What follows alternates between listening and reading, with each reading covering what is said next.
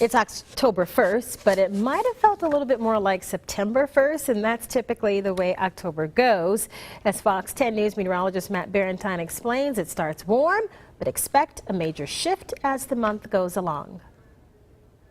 October for us is a month of big changes down here on the Gulf Coast. We start the month with almost summer-like warmth. The temperatures well into the 80s for an average high and down in the 60s for an average low. But by the end of the month, we're talking average highs of 75 degrees and average lows of 53 degrees. So we see the big changes with temperatures. We also see big changes in the tropics. The number of named storms goes way down in October. Less than 1 out of 5 named storms occur in October. But we still have to keep an eye on the tropics because generally where these storms form relatively close by to us. But first we have the Gulf of Mexico, and you can see most of the storms bend off to the right and to the northeast. And the reason they do that is because storms that form in October generally interact with cold fronts sweeping on down, and that generally turns them to the northeast. So we really have to watch the southwestern corner of the Gulf of Mexico because those are the storms that would be able to head towards us. Now if they form elsewhere, any storms have a hard time reaching us because they would likely bend off to the northeast